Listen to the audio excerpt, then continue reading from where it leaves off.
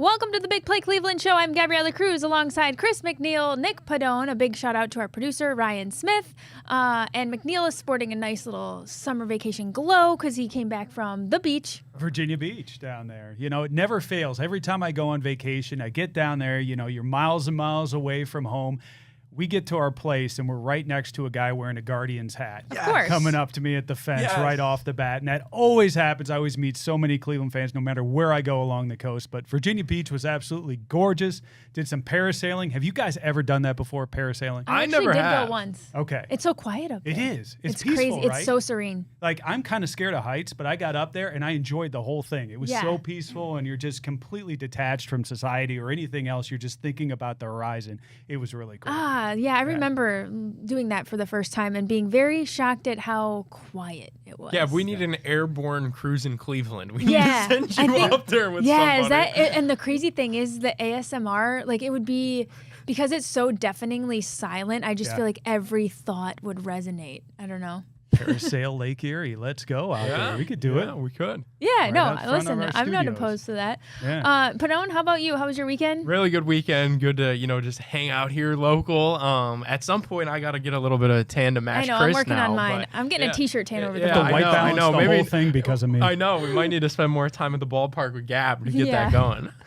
No, really, I feel like this is the time of year where 3/4 of my legs are tan because I'll be wearing the ballpark skirt with the high socks and sneakers, and just like the t-shirt tans are. This is our season for it, gang. Speaking of Guardians, though, guys, we've rebounded a little bit from that 10-game slump, and I know that we'll get a little bit more into it during our Cleveland headlines. But it was just nice to see the ballpark packed over the weekend, and we could kind of rebound, winning 2 of 3 against the A's. And in general, I think we've taken 8 of the last 10. Yep. So, okay, since coming back from our little As we slump. record right now, 8 of the So- last 10. So some good momentum coming out of the All-Star break. Encouraging stuff. Actually, let's get into our Cleveland sports headlines, right? Brief intro. No worries. Let's get into it. Brought to you by our friends at Fairway Ford. Fairway Ford offers complete customization for any vehicle on the lot with their Fairway Black Label line. This series features custom upgrades like premium wheel and tire packages, a wide variety of level or lift kits, performance enhancements, and fully customized interior options. And every Fairway Black Label truck comes with a Rhino spray-in bed liner. Whether you're looking for an aggressive off-road stance, a bold street presence, or a one-of-a-kind build, Fairway Black Label delivers. As a bonus, many of these upgrades can be financed for as little as 0% APR, depending upon the vehicle line. You dream it, they can build it. Visit fairwayfordohio.com to explore their current Black Label inventory, or give them a call to start designing yours today. All right, we're going to get into the Guardians, but real quick, want to zoom out, give a shout out to Ty Dillon, because this is pretty cool. I know, Nick, we're going to be talking with him, and we're keeping tabs on Ty, but this in-season challenge that NASCAR has done, it's new. They seeded everybody in this tournament. Ty, dead last, 32 seed, comes in week to week. He just keeps screwing up the whole bracket, advancing on, and now he is in the champions round, which is pretty exciting. He's got this chance. He's so close to the chance at $1 million. So shout out to him. Great work there. We'll be hearing from him soon, but just want to give him his flowers. It's a little deviated from our Cleveland-centric sports stuff, but now that we've kept tabs on him, Cleveland-owned team, now I'm becoming a little bit of a NASCAR fan. There you go. So our Guardians, as we mentioned, 8 out of 10 from, falling with that 10-game slump. Are we bought back in on the Guardians right now? How are we feeling? They're coming out hot. I like what we're seeing out of the starting pitching right now. Those starting pitchers, Nick, are eating up innings, and that's absolutely huge for us. Offense has started to come around a little bit here. I saw the lineup going into yesterday's game, and I was making fun of them, saying, Jose Ramirez and a bunch of other guys, right? And what happened? All those other guys got on base, and ironically enough, Jose Ramirez did not score 8 runs yesterday. So you're starting to see the contributions out of the offense. You're starting to see that starting pitching, which has been pretty good all year, now really eating up innings and being just a centerpiece of what could be a nice comeback for this team if we can continue this momentum. Yeah, I would like to tell you guys that I'm bought back into the Guardians and all of this stuff, but that's just not the truth. I can't fully throw my arms around this team when I continue to see ESPN's Jeff Passan include guys like Stephen Kwan, Emmanuel Clase in his top trade deadline candidate article. The fact that they have overachieved to this point, and they're still looking at selling. We'll talk to Jensen Lewis coming up later in the show. It kind of tells me that they believe that they are overachieving and that this team isn't that good. And I just don't have a great feeling about the direction that this thing is heading. Despite having won a couple of games against a couple of bad teams, I've got a bad feeling on the, future view of this team. Yeah, but you look at their schedule, it gets significantly It does. It gets easier. It softer. starts easy and it continues easy. The first half was the tough part of our schedule. So now if you're going to make hay, now's the time to do it. Well, and I would love to do what the Detroit Tigers did just last year, and that's have a really bad start to the season like our Guardians did, and then find a way to accidentally stumble into that last wild card spot. I just worry if you sell guys at the deadline like Quan, like Clase. Cade Smith's name has been mentioned in that. Obviously Santana and Lane Thomas as well. Boy, is that telling the rest of the clubhouse that we're waving the white flag on the season. I'm very worried about what's to come later this month for our guards at the deadline. I know. I think that's my recent nervous tick at work, actually, is just asking people, do you think that they're going to trade him? Because I'll be absolutely devastated, especially when, I don't know, overachieving, you use that word, Nick, but truly if things are going the way they could go. Like, look at Angel Martinez stepping up right now. I just want to rattle off some of these stats over the last 10 games, batting .293, 4 home runs, 5 doubles, 11 RBI, 9 runs scored in the last 10 games. We're also seeing other guys start to, Fry is starting to look like his all-star self. Yeah. Hosey never skipped a beat. Quan, he's going to be back in the lineup as of shooting this show. Bieber is supposed to come back. I don't know. Maybe I'm an optimist. I'm like, I feel like this is a team that rather than overachieve, we might just be getting to where we're supposed to be achieving. Right now. Isn't that's what the numbers tell you? That's what you're 3 games back. That wild card spot is surely in view, but why are we hearing that we're going to sell all of our best players? Maybe that's There's conspiracies. a La, logjam. la, la, There's a la, la, la, logjam. la. I don't believe it. Right now, you look at all those teams competing for the wild card spots. It is a logjam right now. So although you're only a few games back, there's a lot of teams you still have to leapfrog to get there. So I think the team's really looking at that. But hey, right now, look at that easy schedule. Continue to hit. Continue to go deep into games if you're a starting pitcher. And hey, that's the hope for me. We are going to be talking to shift gears here a little bit because we got to hit our Browns. We will be talking to Dan Labbe for Cleveland.com coming up here. Veterans have reported to Browns training camp. The rookies are already there.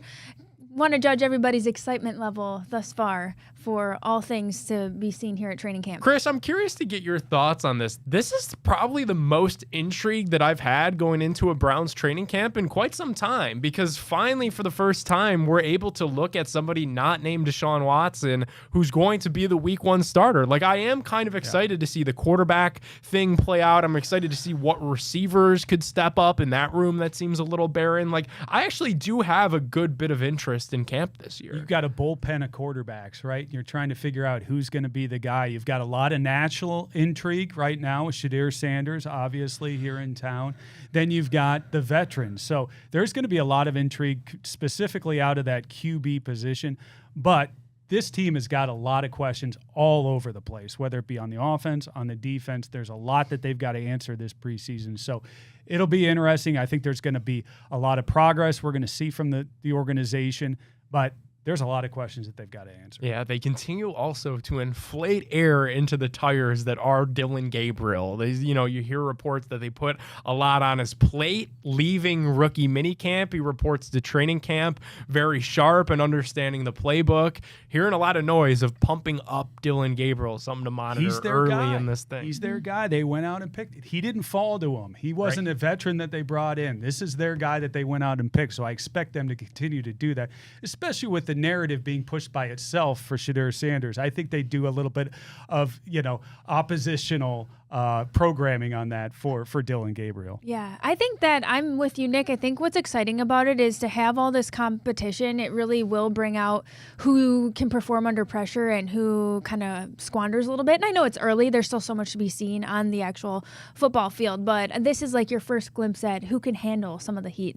So we're definitely looking forward. We'll have more to be talking about in the coming weeks, but let's pivot here to Cavs. They're staying active here in the offseason. Linked to a guy, I might be saying his last name wrong, Victor Oladipo. Oladipo. Is this, he's a little bit older, 33. He hasn't played in the NBA since 2023. But Is this a move that would excite you or move you at all? This doesn't move me at all. What are we doing? This is like Pawn Stars. We've spent the last month campaigning on this show and elsewhere for LeBron James to come back to Cleveland. And then Rick Harrison hits me with the best I can give you is Victor Oladipo, who hasn't played in 2 years. He's 33 years old. Even the last time he played, he wasn't very good. I don't get excited about this at all. In fact, I'd be more excited about Lonzo Ball and Larry Nance Jr., the additions that they did make. Yeah. If this Victor Oladipo thing does happen, put more stock into Lonzo Ball and Larry Nance Jr., more so than Victor Oladipo. I get that he was a high draft pick. That draft sucked. You remember who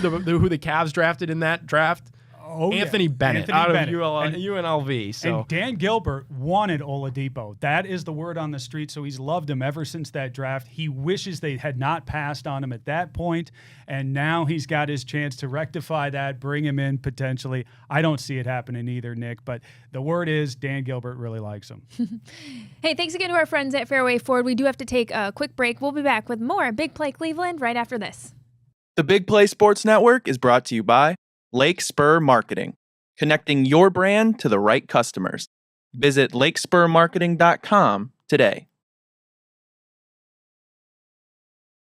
Welcome back to the Big Play Cleveland Show. It's time for our Garage Beer featured interview. Garage Beer is the perfect beer for any occasion. It's small batch, no frills, no bitterness. It's just beer that tastes like beer. The garage is always open with Garage Beer. And now we are welcoming on a very special guest. Thank you for joining us virtually to Browns reporter for Cleveland.com, Dan Labbe. Thanks for coming on. Yeah, thanks for having me. You know, and we were just saying, I know you were just on the radio, so thanks for spending some extra time with us. I know that the season coming up, things are going to start to get busy, but seems like every report here has a different quarterback as the favorite to start for the Browns, and we couldn't help but want to pick your brain right off the rip on who you're expecting to win the starting job. I think when we're talking about the starter, it really comes down to Kenny Pickett versus Joe Flacco. I think that's kind of where most people are landing. You look at the assets and kind of the order they picked these guys. I mean, one of the first things they did was they traded that 5th round pick in DTR for Kenny Pickett. And then they kind of waited and slow played things with Joe Flacco. Dylan Gabriel was a 3rd round pick. So that kind of puts him ahead of Shedeur Sanders if we're talking about the rookies. But I think when you look at this early season schedule, to give this team any kind of fighting chance in that first 4, 5, even 6 games, you're going to want a veteran out there. So to me, it comes down to Kenny Pickett and Joe Flacco, and maybe Dylan Gabriel. And I'm just kind of trying to look at this through the Browns lens. And so obviously they liked Dylan Gabriel more than Shedeur Sanders. So just trying to look at it through that lens, maybe he's got a chance to force himself into that conversation. But I think it's really between those two guys right now. Dan, do you expect them to keep all 4 quarterbacks on that initial 53-man roster that comes out, later this summer? Normally I would say no, but last year they kind of set the precedent that they're willing to do that when they kept 4 on the 53 initially, and eventually obviously they moved on from Tyler Huntley, but it's something they've done before. So I really think, especially because we're talking about 2 rookies and we're not talking about just 4 veterans, they're going to want to keep all 4 guys. Now, it's always in play that maybe they trade one of these veteran guys, but I think you'd have to feel really good about Dylan Gabriel or Shedeur Sanders as your backup before you did that. That's in play. But if they keep 4 guys, they've done it before, and it wouldn't surprise me if even if it's just for like a week or a couple weeks, all 4 of these guys are on the 53. And then, the Browns do view this, they view the practice squad kind of as part of that overall roster. So obviously it's a little different. Guys can get signed away from the practice squad and things like that. But I think eventually one of these guys could end up getting to the practice squad. But 4, if we're sitting there, I think it's like Tuesday or Wednesday after the last preseason game, and they've got 4 quarterbacks on the 53, I wouldn't be surprised. Okay, so if you go with 4 quarterbacks, starting games this season, how many of them start a game for the Cleveland Browns in 2025? Man, can we say like 6 quarterbacks start a game for this team? That feels like what happens. I mean, Bailey Zappi started a game for this team last year, which no one saw coming. So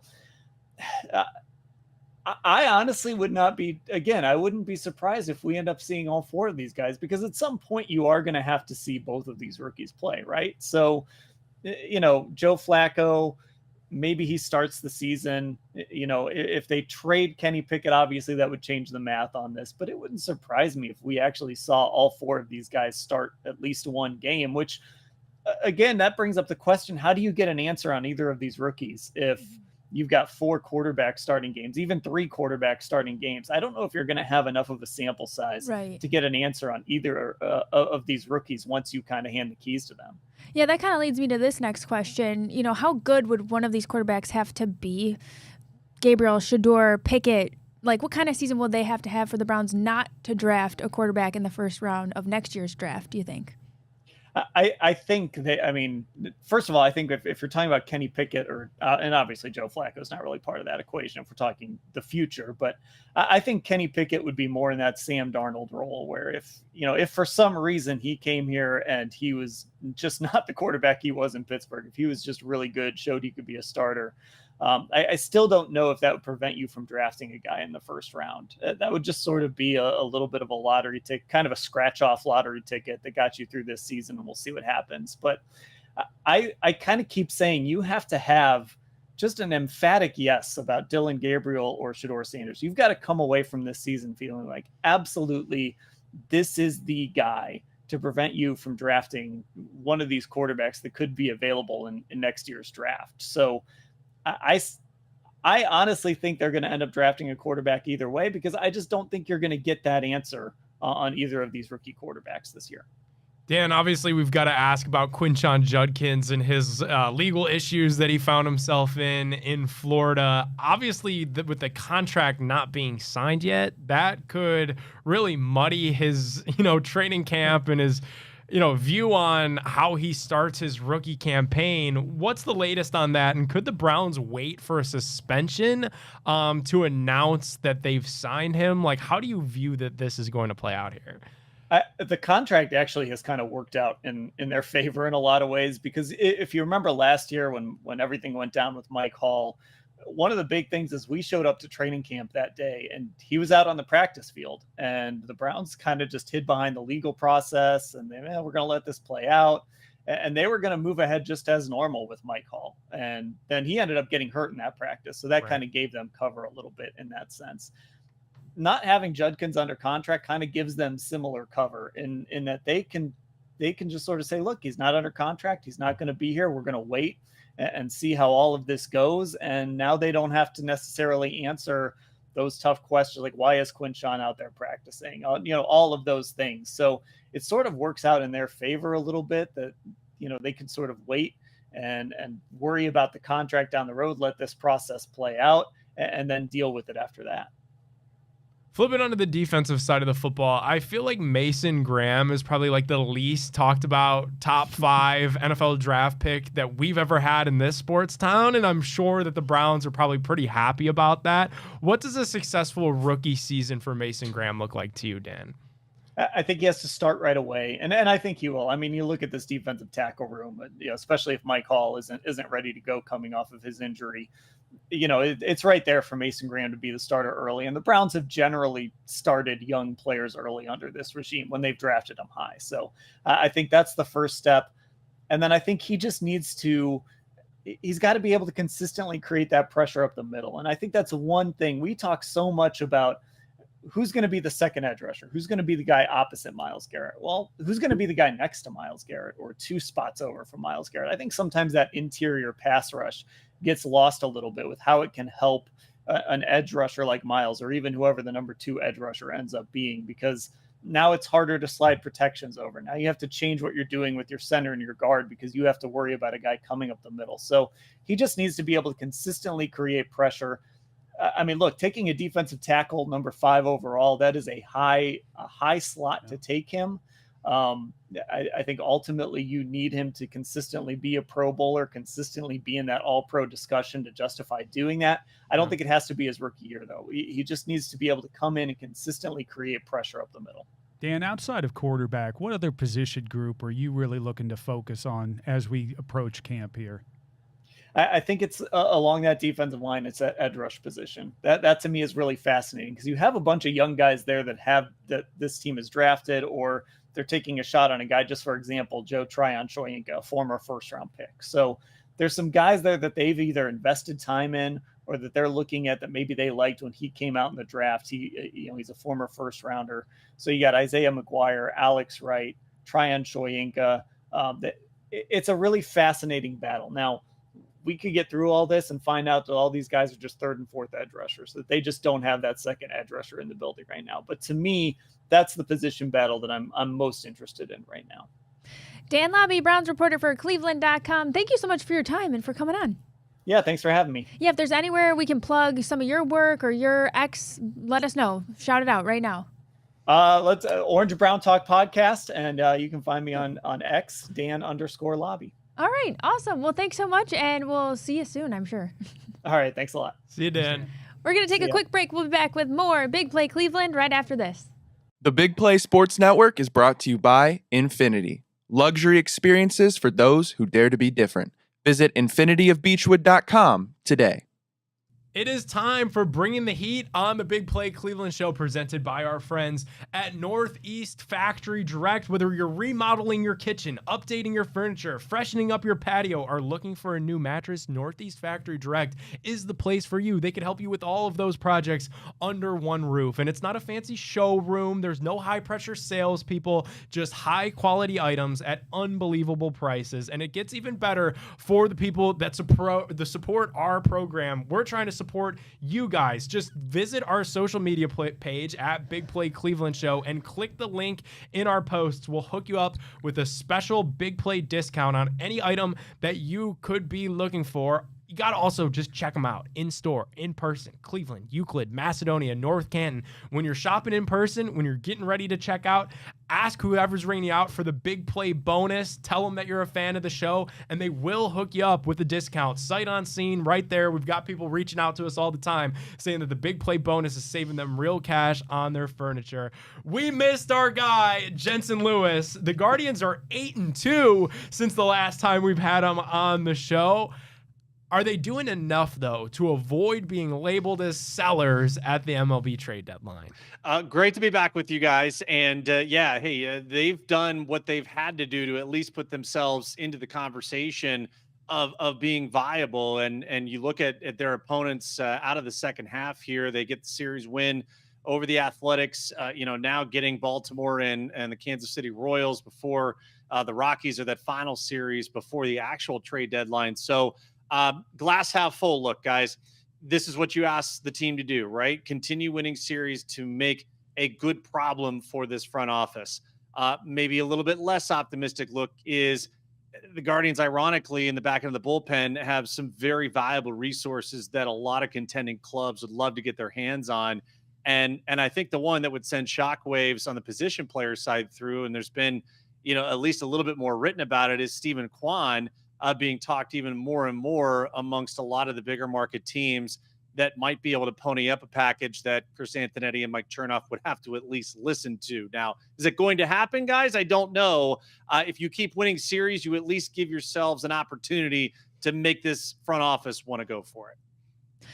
Jensen, what are your thoughts on Slade Ciccone? Because I know, with your background and your experience and insights, we wanted to see what you're thinking of how he did the other day, especially. It looked like he might be going for the complete game, and he started off to a great start, and then not like the wheels fell off. I mean, we still gave him a standing ovation, or we still clapped for him. He has a lot of bright promise. What did you think about him? Yeah, I would agree, Gavin. And I think what is unique about Slade is that, there was a little touch and go there to start his Guardians tenure, and he has really put it together. I think last time I was on with you guys, we really highlighted that he took as big a step forward, I think, in the last 30 to 40 days as really anyone in this rotation. Now, the way that Gavin Williams is throwing the ball, along with Tanner Bybee, you look at the future of what a potential big three might look like there with Tanner, with Gavin, and now with Slade Ciccone. I mean, it has worked out. We could probably say, at least at this juncture, guys, the Josh Naylor trade has been a win-win for not only the Arizona Diamondbacks, but now for the Guardians and the returns that you've gotten from Slade Ciccone.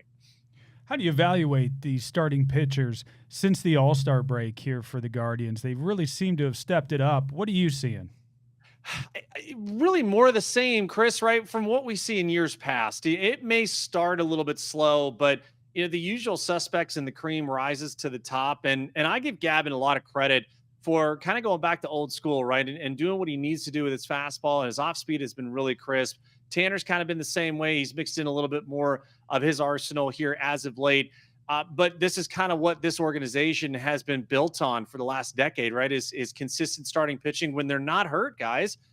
Life is a lot easier and it's a lot more manageable to navigate series in and series out. Jensen, I want to circle back to the trade deadline conversation, and you mentioned the name there that I think is giving all of Cleveland a little bit of pause, and that's Stephen Kwan. Can you actually envision a world where they could move on from Kwan, especially when you think of how bad the rest of the lineup has been on kind of a day in, day out basis? You nailed it, Nick. I mean, some of the lineups that they've put out there this year have probably left a lot of people wondering why they'd show up to the ballpark. And that's just being objective. Like, it is not a playoff caliber lineup 1 through 9 at the moment. And to take away an area of strength with Stephen Kwan would basically be waving that proverbial white flag sooner than later. They're going to listen because that's what you do at a trade deadline. We know that Jose Ramirez would be in that, or at least you would hope, is in that untouchable category. But this is what all 30 GMs do at this time of year. You will listen to everyone. You want to understand what the market may bear. They're under no duress to have to trade him. But if you think about the lack of impact bats, guys, we know Eugenio Suarez is going to be that biggest name probably that's dealt. But you look at Jarren Duran, you look at Stephen Kwan. Outfield help is, one area that I think a lot of contending clubs, when you look at roster construction, that's what people are looking for outside of third base. So it is going to be something that I think Guardians fans have to get used to, at least for the next week or so. His name is going to come up. Whether he gets dealt or not, I would say it's probably a 1 in 4, 1 in 5 chance that happens, but definitely his name will come up in conversations. What do you make of this wrist injury? We hear that, he probably could / should have sat out of the MLB All-Star game. They decided to play him anyway. They encouraged him, in fact, to play in the MLB All-Star game. Then he gets an injection in the wrist. He misses the A's series. And should we make something of that? Or is that just the Guardians wanted to see their guy in the All-Star game? Well, first, the player has every right to say, hey, I don't want this. I don't want to do it. It'd be hard pressed kind of knowing Kwani to pass up the opportunity because you just don't know how many of these chances you get. So there is that human side of like, absolutely, I want to play in the All-Star game. And guys, ironically, he has at that point the biggest hit of the game to tie it and send it to our swing off. So the fact that he had the opportunity, I think probably meant more to him from an individual standpoint. Now, we probably wait and see, guys, as we go through this week and maybe beyond that, if he's not back, then you have pause for concern. And it's, really crazy timing here as we're under the gun for the trade deadline. I mean, teams are going to want to know if he's healthy, and I go back to that overarching point of they're under no, circumstances to have to trade him. But you have to know he's healthy before any contending club would go out and want to expend resources to acquire him. Yeah, he's supposed to be back in the lineup, I heard. What did you think of that swing off there, Jensen, coming down to that for the All-Star game?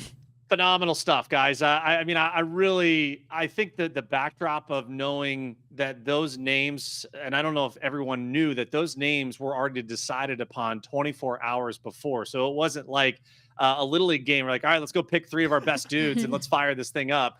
But the way it ended, we are all old enough to remember the Bud Selig All-Star game tie from decades ago. But I think it's crazy to see that you've got those guys bought in so much to it, and the theatrics of a Kyle Schwarber to win it the way that it really ultimately ended up was just a sight to behold. Alrighty, it is time for our Northeast Factory direct question of the week for Jensen Lewis. What's going on with the Detroit Tigers here quietly? Haven't been playing their best baseball, and is there any sort of crazy world where they could be catchable? They're not catchable in the division unless Tarek Skubal gets hurt and the bottom falls out. I do think they have a big enough cushion at this point that they could find a way to sail this thing home. But Nick, your question is valid about the bigger picture here. I don't know if there are teams that are super intimidated by the back half of that lineup, and even more so outside of Scooble and Jack Flaherty. I think there are a lot of American League contenders that have a lot of big questions to answer. There's no clear-cut favorite at this point, and that's really going to set up for quite a race for those 6 playoff spots. Huge thanks to Jensen Lewis. Thanks again to our friends at Northeast Factory Direct. Check them out. Any of their great locations, Cleveland, Euclid, Macedonia, North Canton. Remember to ask for that extra special Big Play bonus, and we'll do Bringing the Heat with Jensen Lewis again next week. The Big Play Sports Network is brought to you by Pure AV, luxury home automation. Experience your dream smart home by visiting pureavcorp.com. Welcome back to the Big Play Cleveland Show. It's time for our Fill in the Blank segment brought to you by our friends at Pure AV. Pure AV specializes in sales, service, and installation of a variety of smart home technologies. They can help you get the perfect sports watching setup with their high-performance audio and video displays. They truly do it all. So if you're unhappy with your current setup, Pure AV will even come in and they're going to fix their competitors' work to make sure your setup is exactly how you envisioned. And if you're worried about keeping a clean interior, they offer hidden audio and video options that allow you to keep that elegant look without sacrificing your favorite technology. Pure AV can set you up with invisible architectural speakers that are hidden in your walls and ceilings, as well as disappearing TVs that vanish behind art or mirrors. Be sure to visit pureavcorp.com to see everything that they offer for your home. Chris, Browns preseason is pretty much here. August 8th is the first Browns crazy. game. If you got to get your setup right for NFL season, go to Pure AV in Akron and get the man cave overhauled, because the clock's ticking on this thing. August 8th is about to be here within the next 2 weeks. Yeah, you want to be able to kick back in style and enjoy and hear and see everything up to your standards. Speaking of Browns, blank is the position group that I am most interested in this season. I'm not going to lie. It's going to be QB like most people. I mean, everybody's going to be watching who's going to be the guy who's going to start week 1, who looks good. We're going to see videos all over social media ad nauseum, Nick, and we're going to have to watch them. You're just going to be attracted to them. Just like a mosquito to a light, we're going to be watching those videos from Shador, from all of the guys, whether it's Flacco, whoever. You just can't stop. Can't help yourself but watch. It's a good analogy. Us as Browns fans, as a collective, we kind of are like mosquitoes, and quarterbacks really tend to be our light. It seems to be the one thing that we continue to go back to is quarterback. Yeah. And until they name a starter, and I wouldn't expect them to name a starter in short order. I think they're going to take their time with this thing. I think they are going to let it be a little bit of a true competition. I agree with what Dan Lobby had to say. I really think Flacco and Pickett are poised to win this job. However, if the rookies could get into some of these preseason games and make some noise, they won't be able to continue to hide Shador Sanders and Dylan Gabriel the way that they have to this point. All right, when we look at some of these position groups, some look very strong. The defensive line seems really deep. How about blank is the position group that I'm most confident in right now, headed into the season? Well, helping out that quarterback room is going to be the tight ends, and I think they're going to be carrying a lot of the load next year with the problems we're seeing at running back right now. Quinshawn, you got questions there. We talked about the wide receiver room being kind of depleted here, and we're looking for answers, specifically wide receiver 2 and 3. I like the tight ends. I like Njoku. I like Fannin, the young guy who's coming in. So I think that could be a group of strength for the Cleveland Browns. And again, you're looking at supporting your young quarterbacks, because we want to see Dylan Gabriel and Shador Sanders get on the field this year. You want those guys to be upright. And this is, the O-line is finally looking healthy, at least for now. It could be the last dance for Joel Bitonio and potentially Wyatt Teller as well. Jack Conklin on the right side has returned from injury. DeJuan Jones, can he become the bona fide left tackle that we've been searching for since the days of Joe Thomas on the left side? The offensive line as a unit, as a starting unit, is finally healthy. But you look at some of the depth that they brought in with Tevin Jenkins at guard, some of the young pieces that are in waiting with Luke Whippler from our Buckeyes and Zach Zinter from that team up north. Cornelius Lucas was another free agent acquisition that's going to fill that swing tackle role. I do think there's reason to be excited about the offensive line, and that when these young quarterbacks get in there, hopefully that unit has their act together, not like last year, so these guys could actually avoid getting sacked all the time. All right, we touched on it a little bit, but the MLB trade deadline is in 10 days as of shooting this show. Blank is the one move I want to see the Guardians make. make a decision on Kwan. Either you're going to trade him or you're going to extend him. Do something. I want to see what the future for Stephen Kwan looks like here in Cleveland, and I want to have that set here in the next week. I don't know if it's going to happen, Nick, but that's what I would like to see. Yeah, and with Kwan, right, I wonder, and I truly don't know, I think the Guardians have to be asking themselves, can you get the best package for Stephen Kwan now, or can you get the best package for Stephen Kwan if you hold on to him, he balls out, potentially makes another playoff, and then you could trade him this offseason in the winter meetings? Like, I think that's what the Guardians have to decide at this trade deadline, because look, we were beyond grateful and still are that Jose Ramirez agreed to that hometown discount to stay here in Cleveland.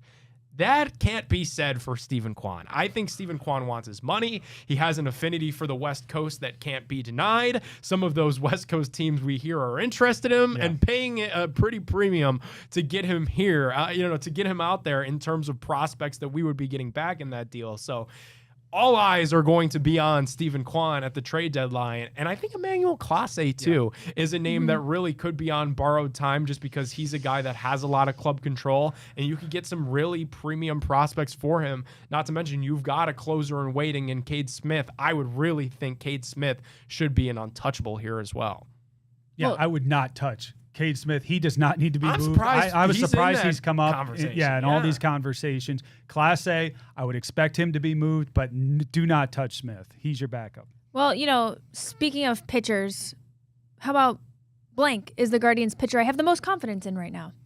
The big rig, Gavin Williams. I think I've liked to see the progress out of him this season. He's a young guy. He's a guy who we're building, and we're really looking to the future of having guys like Gavin Williams step up, and he's done that this year. And he's been fairly consistent throughout the season, and I expect him to continue to just kill it out there, Nick. Yeah, I would say Slade Ciccone. I do think his recent success has been a good thing, and it just goes to show, man, like the fact that Gavin Williams, Slade Ciccone, all of these guys are taking nice leaps in their development this year. Like, it just goes to show the pitching factory that we still have with Carl Willis here. And I think Corey Kluber getting hired as an analyst at some point when the season began has really helped some of these guys progress as well.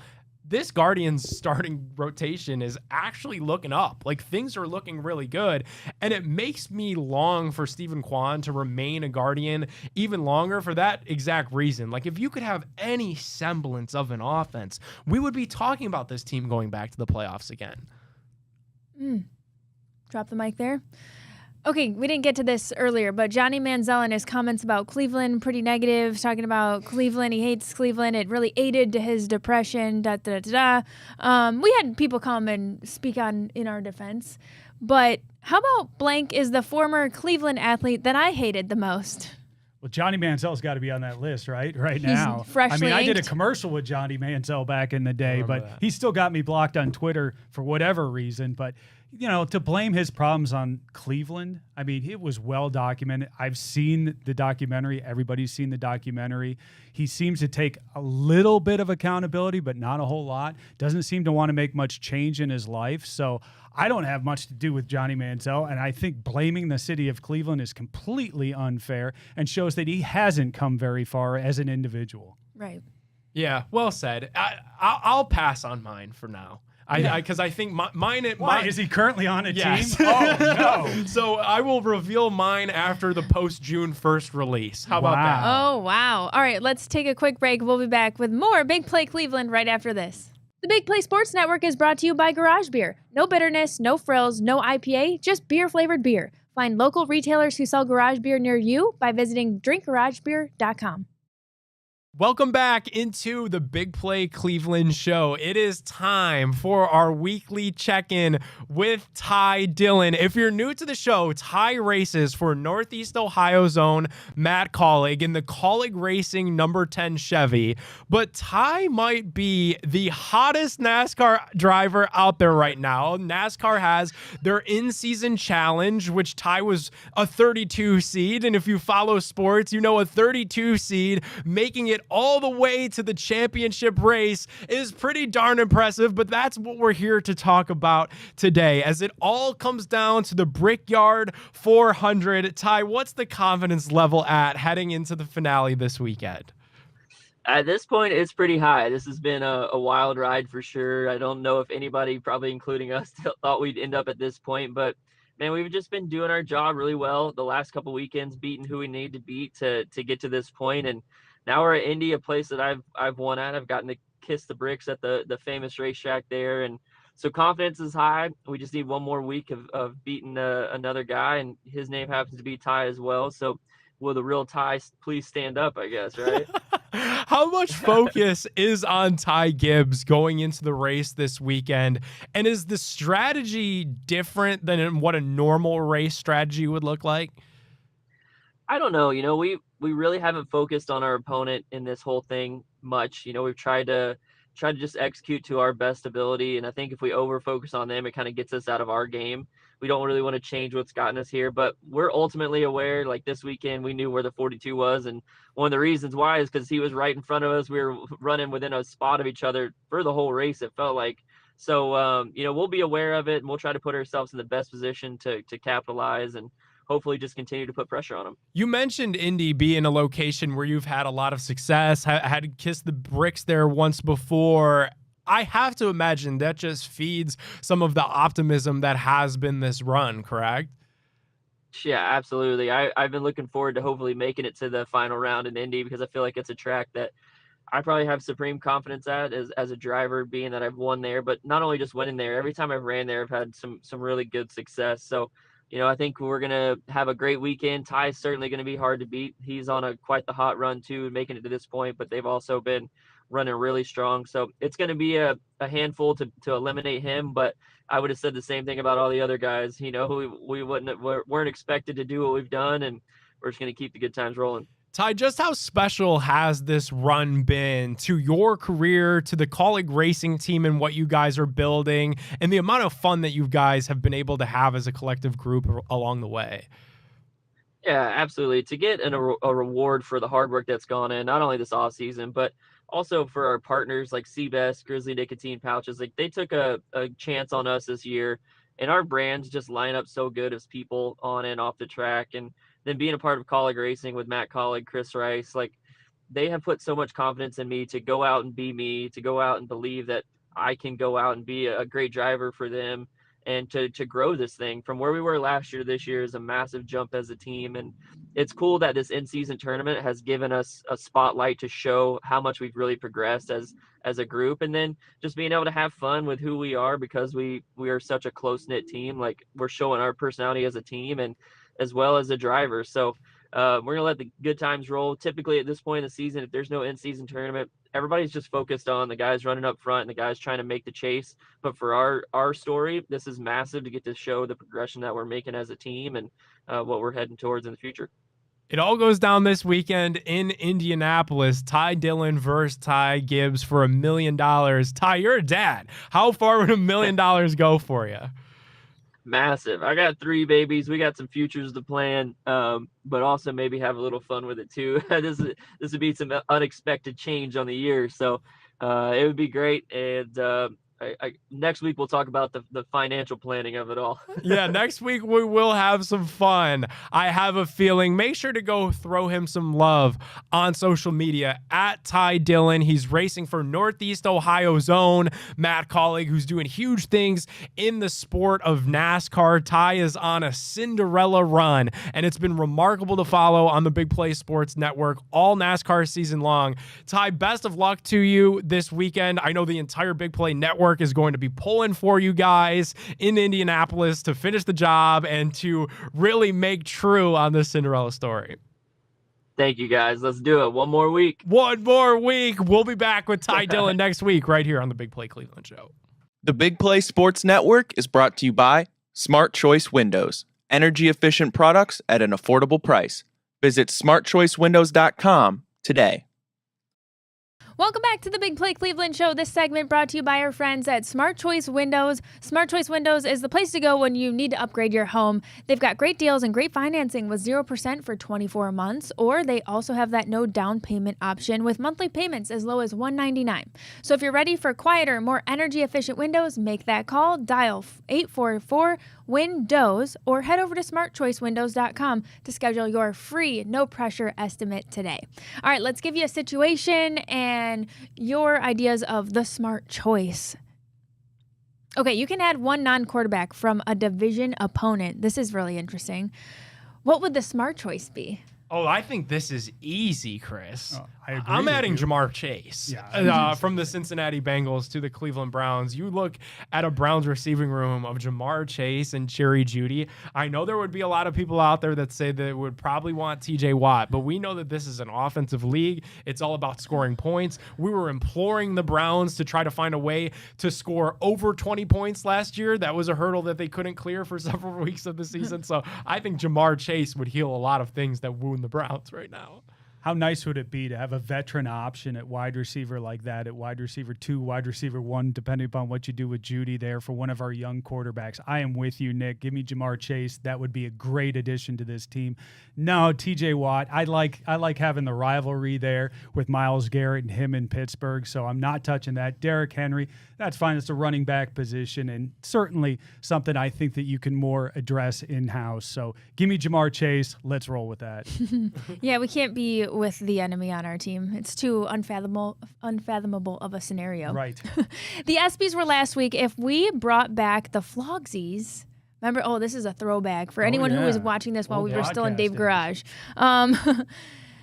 If we had to select the top Cleveland sports moment of the year, our smart choice for that would be. It's a good question. It's I have got to to be think the on Lane this. Thomas Grand Slam off school, right? Was that okay? Yeah. In the Detroit, I was going to give you Big Christmas in the Yankees That was series. also huge. I mean, you had people showing up to the ballpark that next day in full-on Santa suits. Yeah. Like, you couldn't find Yeah. a Santa hat in the city of Cleveland. Like, Big Christmas beating the Yankees surely gave us life in that American League Central series.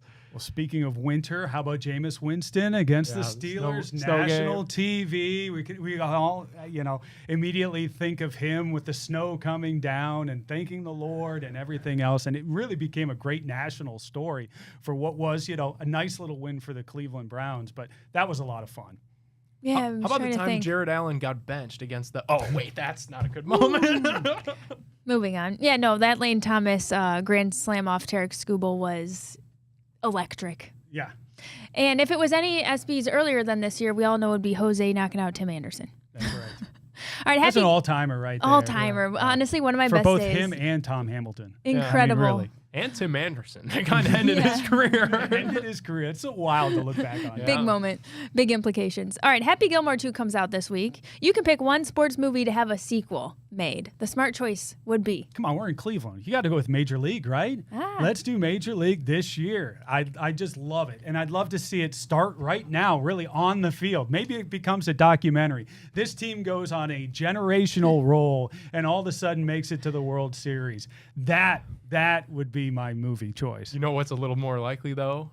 Draft day. Yeah. The Browns got 4 quarterbacks. That's just Groundhog They don't Day. really have one quarterback. And boy, are we going to be buckled up this April to see what the Browns do with the first pick in the 2026 NFL Draft live from Pittsburgh, Pennsylvania. We want to give a big thank you to Smart Choice Windows and Smart Choice Baths. We're going to wrap up here with a little bit about the baths. If your bathroom needs an update, the team at Smart Choice Baths has got you covered. Whether you're looking to replace your shower or do a whole bathroom remodel, Smart Choice can offer you the quality and expertise you'll need to make that experience an enjoyable one. Be sure to check them out at smartchoicebaths.com, or you can give them a call at 1-844-GET-SMART to set up a free estimate today. Thanks so much for watching the Big Play Cleveland Show. We'll see you next week.